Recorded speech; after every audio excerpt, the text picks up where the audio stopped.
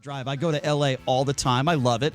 There's things about L.A. I don't like, and there's a lot of things about L.A. I love. And I love to visit. I tell you, the weather's beautiful down there. It really is. I wish we had that type of weather down here. But what better person to talk about L.A., to talk about Joe Biden and why he's supporting Joe Biden, than the mayor of L.A. himself, Eric Garcetti, joining us right now on the line. Mayor, thank you so much for being here. How are you? Hey, it's great to be with you guys. I'm doing amazing. What a week it's been for Los Angeles with the Dodgers on top of the Lakers in a single month.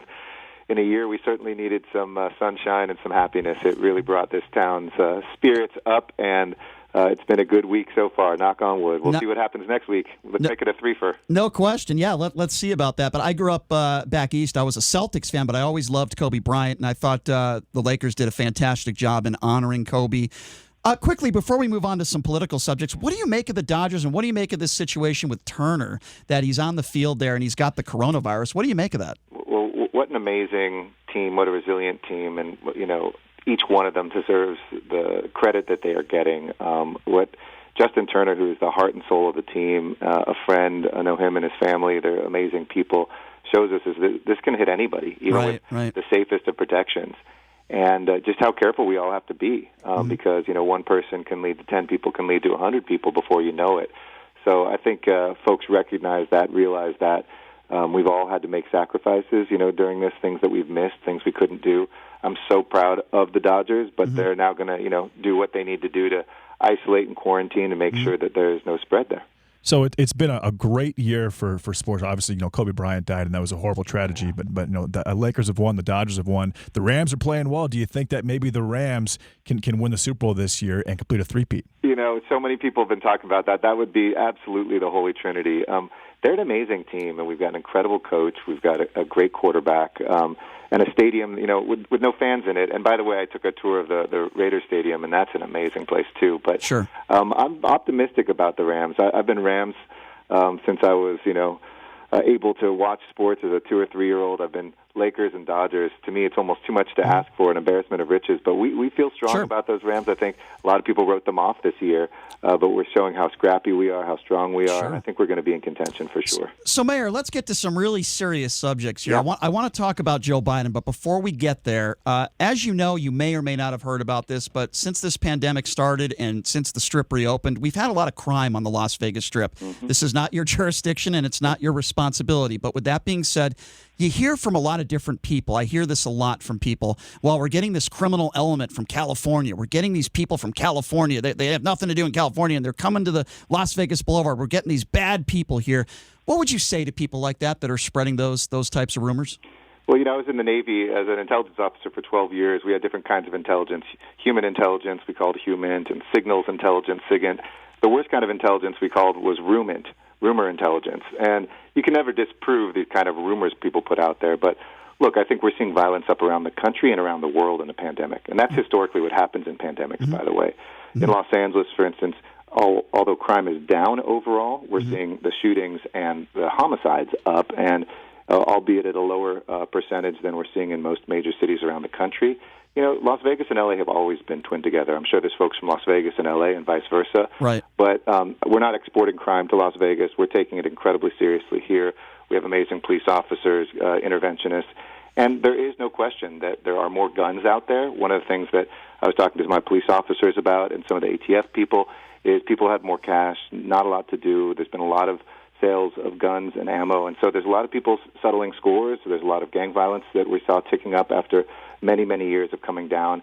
I hope it's just something about the pandemic. But, let's work together just as we work together on tourism, as we work together on high-speed rail, as we work together on so many things. There really isn't a border between Vegas and L.A. Our families are tied closely, and it concerns us to hear that violence, too. Sure, understood. If you're just joining us, we're speaking with L.A. Mayor Eric Garcetti. Okay, Mayor, let's talk a little bit about Joe Biden. We wanted to have you on to talk a little bit about that. Describe to me in detail why you decided to, I shouldn't say defend, that's not the word, to support Joe Biden for the President of the United States, and how confident are you that you believe Joe Biden will defeat Donald Trump at the polls? Well, we're feeling strong. We're winning everywhere. Polls are polls. I always say get off the polar coaster and actually get into the real world, but we're feeling very strong. And I endorsed him because of a long relationship. I know this man, just as America knows him, but I had the experience as mayor. He helped us raise our minimum wage. He came out and campaigned with me for that. His wife, Jill, who's amazing, came out and helped us be the biggest city in America to make community college free, and 50% more kids from our public schools went to college the next 2 years. He came out to help us with climate change, helped us win the Olympics, which we hope to bring Vegas into some of the preliminary events for, by the way, in 2028. He's just a real person. He calls you at your worst moments. He calls you at your best moments. He's a decent man, and he has the heart and the experience this country needs. So I became a national co-chair of his campaign in January, helped him search for a good vice president, and I promise you I was objective when we helped recommend Kamala Harris, who's now in Angelina and somebody who lives in L.A., a superb ticket. It's such a contrast to, I believe, a president who doesn't have the heart, doesn't have the experience. Mm-hmm. And I think Americans are waking up to that. They want decency. They want unity. They don't want to know who they have to hate. They want to know how we can come together and do the bold things to have a future. Now, the mayor, Donald Trump, has mentioned your name a few times, and you've talked about him as well. I agree with a lot of what you said about the president, his downplaying of the virus. It costed lives. Can you talk a little bit about that specifically? The president, in my opinion, his irresponsibility in downplaying this virus.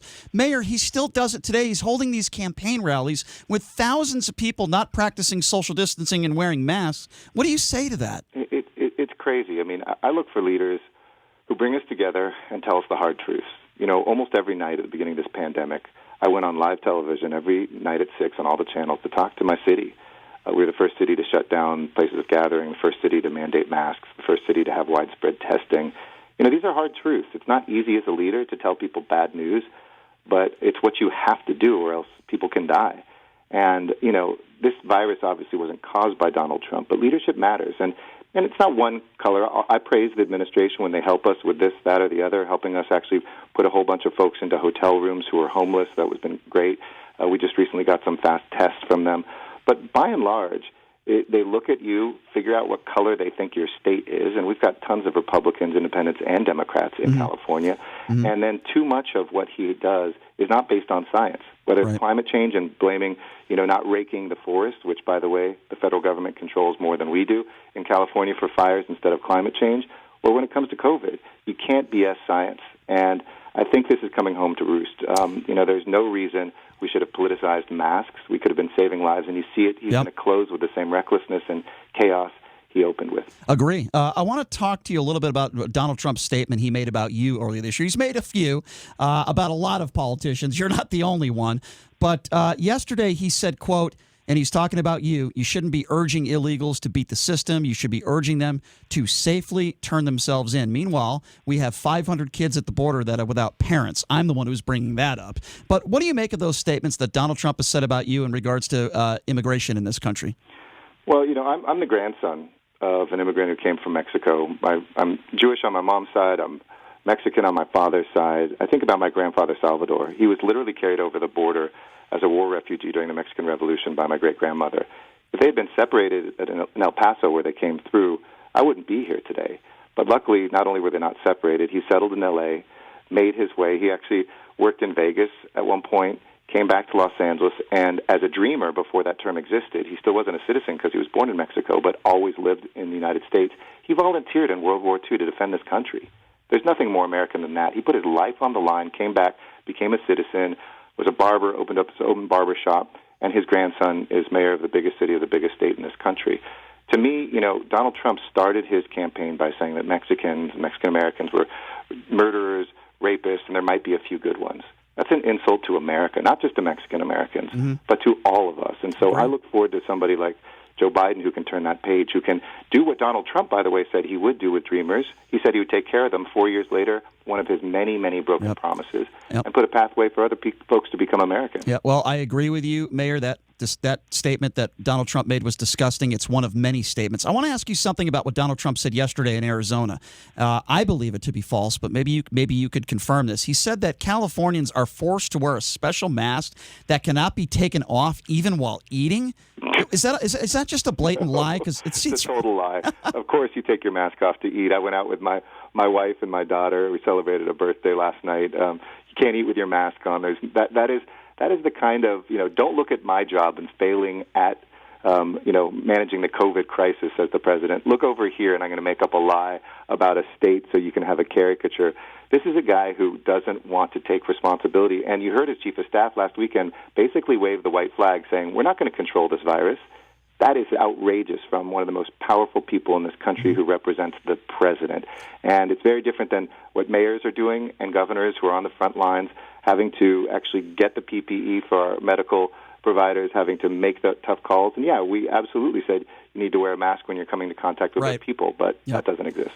Mayor, I know you got to run. One more quick question for you, and we appreciate your time. For the people out there that are listening right now in the state of Nevada, and some people, by the way, in California, because this station goes a long way, what would you say to those people that are either still not sure who they're going to vote for, they're still undecided, or they don't think Joe Biden is the right guy? What would you say to them, and speak to them if you can, Mayor? Absolutely, and I'm going to be in Nevada this week. I would say just this, that America is about what brings us together, and it's about our decency and our strength. It's not about ripping us apart. I guarantee you that Joe Biden is a great American. He's a father of a fallen soldier. He's a father who has provided when his wife died for his family every single night. It's what America is when we close our eyes and imagine a place where everybody belongs. And right now you probably aren't wondering whether you're going to vote for anybody because you feel like this country, you don't belong in it anymore. You do. And trust me, it is the chaos of the Trump era. And you might have taken a risk and voted for him last time, but how did that work out for you? The worst economy in 70 years, people dying, the hope dying in our country and our reputation internationally. Joe Biden will restore that. We know him, and he knows you, and he will be thinking about you, not himself, every single day. Well said, Mayor. I really do appreciate your time. Have fun when you come here to the great state of Nevada. I'd love to have you on again down the road, and appreciate you coming on with us. Thank you so much, Mayor. To. Thanks so much, guys. Thank you. Care. Thanks a lot, Eric. Appreciate All that. right, you bet. Thank you. That's L.A. Mayor Eric Garcetti joining us on the line. We appreciate his time. Obviously, he is supporting Joe Biden, as I am.